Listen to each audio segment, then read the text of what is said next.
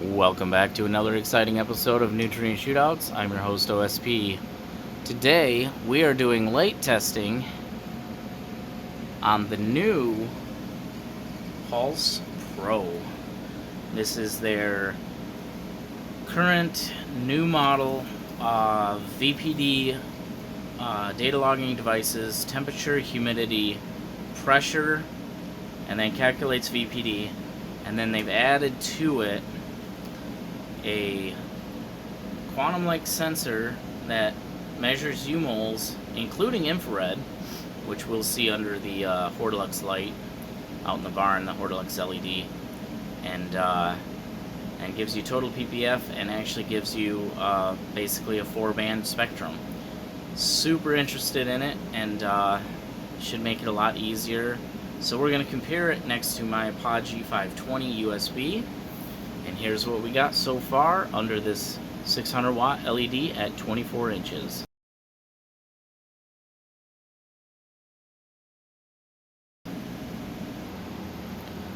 So the quantum sensor says 740.6 U-moles a second. It's been incredibly consistent, which meanwhile drivers are always very consistent. And the grow mouse pucks have been incredibly consistent even under higher temperatures and temperature fluctuations.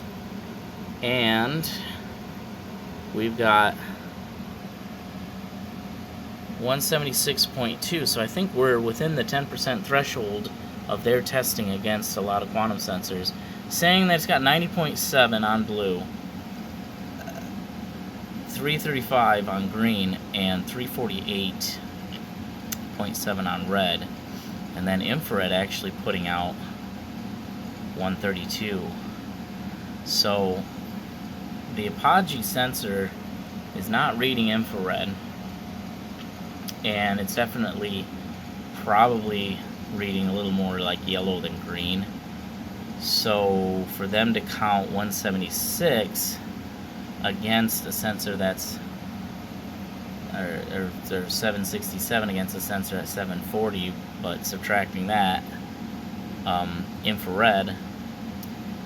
So I'm gonna actually, I messaged him already. We're gonna figure out what the IR constitutes. So where does the Apogee fall off when it comes to measurement compared to what they're considering IR? So we'll get that figured out. But so far, seeming that it's probably, the IR is probably close to far red, and it's probably being measured by the quantum sensor.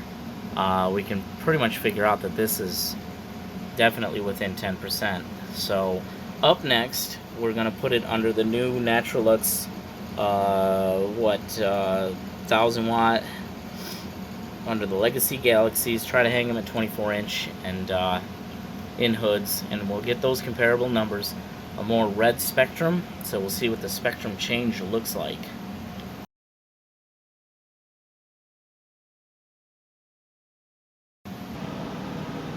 Just getting it set in here right now. Got some nice fat chunky nugs on this Chemberry, but back to that later. Alright, so now we are under I wouldn't say brand new, but 1000 watt Naturalux, basically the Ushio element HPS, and we've got it, hopefully not being covered by any of these fat nugs, but we've got it exactly at 24 inches. The glass to the center of the element is exactly 4 inches, so we're 20 inches, dead on 20 inches away from the glass. And oh, I think I do have a leaf on it. Hold on. Yep, I do. Got a leaf that came across that. So putting out a pretty good amount of light for basically being, you know, higher. I guess what we consider a higher canopy, but basically where all the big fat nugs are. On these front few plants, these Chemberries, we're getting over 1,000 ppf, and so 1016.7, and it looks like it updated by itself, which is beautiful. And we've got 1073.3. Now this time, 48 on blue, 664.7 on what they call green, which according to their chart, green is really red. You know, really like yellow red. And then red is surprisingly saying it's only at 3776, and then they're saying that far red and IR, or at least we have to, at this point we have to consider IR as really just being more far red, because for red to only be 377 and then for the so-called IR to be 542, yeah, there's going to be a lot of IR coming off of these bulbs, but really it's going to be just the bulk of the red. But they're counting the total moles, again, definitely within 10%, and 1016 against 1073.3. So quite accurate, I would say. Yeah, that right there's, I would say, is a little hard to believe on a HPS bulb to not have anything for a specific wavelength that's within red. So looks like 700 to 900, so 600, 660. So that's interesting. We're definitely going to have a conversation about spectrum with those guys, but regardless of their chart or how they're categorizing it, so far compared under an LED with very little IR and under an HPS with theoretically under more IR, it does seem to give pretty accurate U-mole readings. So for the person that's going to buy one of these to finally get their CO2 readings and to try to get their PPFs dialed into their canopy at different heights, regardless of everything we've talked about so far, it should work perfectly fine for that. And I don't see why, you know, why it wouldn't. So we'll just get a little more clarity on what they mean by IR. But and yeah, it's picking up the temp, and we're at 652 CO2. Upstairs we were at over 1,000. Like, no wonder why I'm always so tired and getting fat. But yeah, so next we're gonna put this under a 400 watt Blurple, and then we're gonna try to make our way out into the Hortilux tent to compare what that LED will do for similar photonic output, but with IR on it, to see if it even boosts even more on the IR side. So stay tuned for that. Alright, let's see what we got going on here. Alright, so we got her set up under the Blurple, and I'm just checking for center and for level, and we'll see how we're doing here.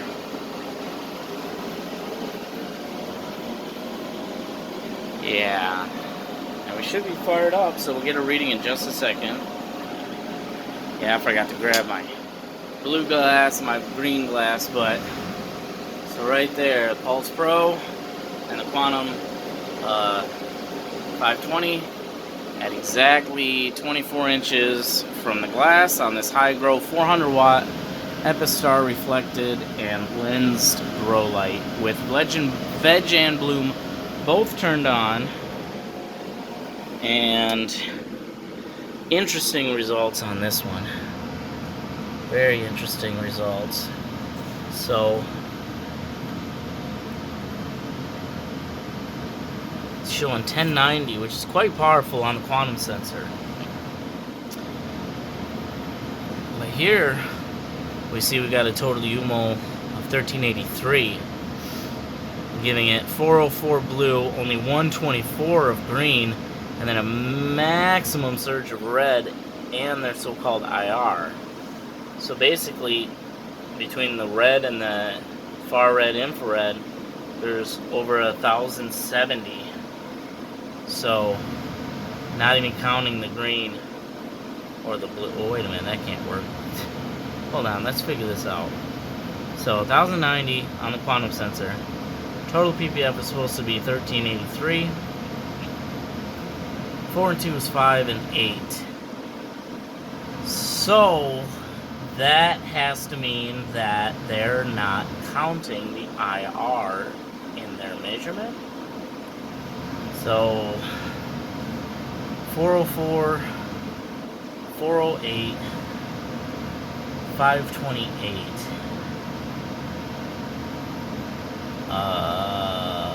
536, 586, 1386 is what I've got, and they got 1383. So, yeah, it looks like if you don't do the math on the 222 far red, that's your PPF.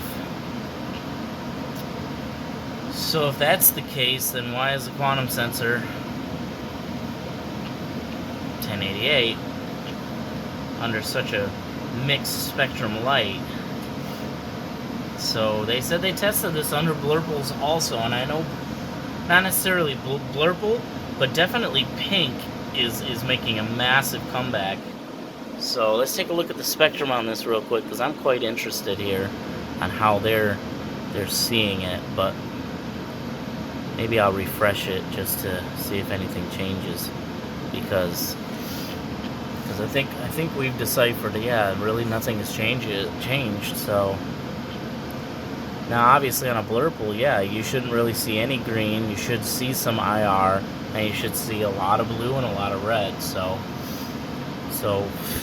graphically it represents the Blurple, but why does it see it as being so much more powerful?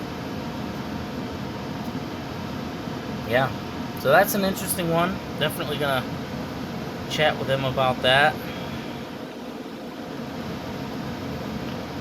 So now on to the Hortilux. That has got far red, 660, 730, infrared, and UV, and I think 330 some diodes per strip, and 2 different color temp Samsung diodes on each strip. So we're going to show that off. We'll see what the numbers do, and yeah, we'll try to finish up this video after we've had some conversations now with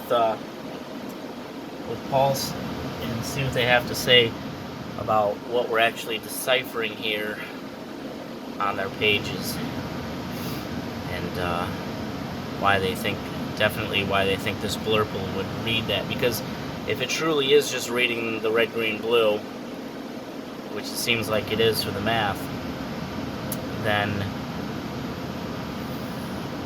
would I mean, I trust the quantum sensor over anything, so this would give somebody a majorly false reading at 25%, seemingly 25% higher output. Somebody that could try to be putting their flowering canopy at 800 is only actually getting 600 ppf situation according to these numbers. So that can be pretty bad, and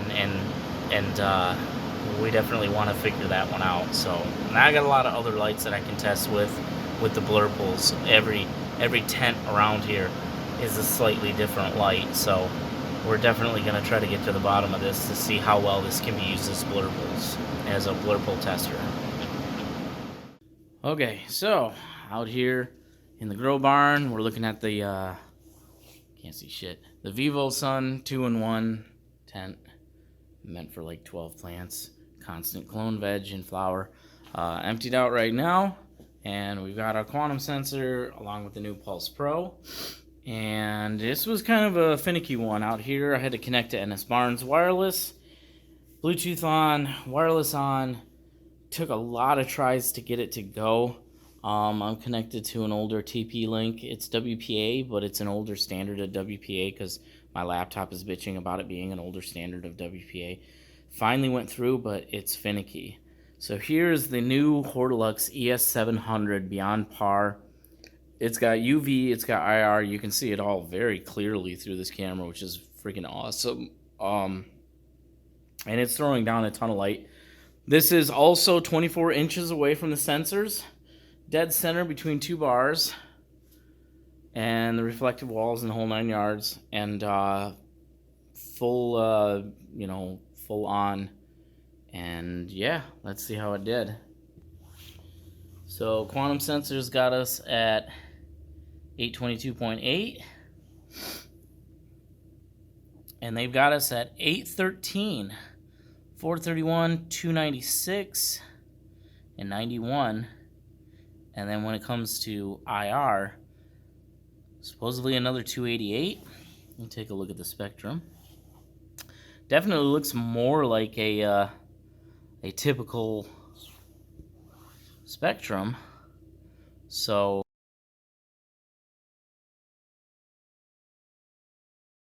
yeah, so this one, knowing it has IR and UV, not measuring UV, but knowing it has IR, yeah, this one definitely looks very similar. What I'm gonna do on Instagram is I'll find all the charts, the actual spectrum charts, and just see how they kind of compare to the findings that we have on the video, and go from there. But yeah, this is the Hortilux ES700 700 watt beyond par, massive new light from Hortilux. I've grown 2 grows under it using Nectar for the Gods. Incredible light. And then we're checking it out with my Apogee 520 quantum sensor and the new Pulse Pro, I guess, spectrum analyzer PPF sensor. And interesting enough, there's nothing growing out here. We've got the retro foam, and the barn is foamed and painted, and we've done some grows, and we're getting it still set up for a studio and the whole 9 yards. But yeah, I gotta get cabinets and nutrients and all that moved around. But also interesting enough, was let's see if I can get back to it. Yes, I know. See, that's what I'm talking about right there. It says not secure. But interesting enough, 844 ppm. So outside we were testing at, and I'm going to do a whole separate video on the CO2, but outside we were testing 432, which is basically dead on to what most people get for outdoor CO2 where I live. And inside the house there were parts pushing over 1,000. But out here with nothing going on, no plants, no decay, we're holding 844. So that's pretty interesting. Yeah. So let's move upstairs, and we have the Hortilux 600 watt double-ended but single element, not like these, yeah, like that one. Double-ended single element 600 watt CMHs to test, and of course the Hortilux SE600 ceramic HPS. Really cool technology. So we're gonna move it up there, and we'll get some numbers there and see how it pans out. Alright, hopefully you guys can see this, because I can't even see my screen. The phone is dead. 789.6 on the quantum sensor, 991.7, consisting of 67.5, 254.9, and then 672 on the red. And then it's saying that the PPF, this is on the ceramic metal halide, the ceramic HPS, the Hortilux SE600. And I put some dividers up just to kind of isolate the spectrum. I didn't think these lights would come on so quickly, and they did. So they were adding a little bit of the light to the whole thing.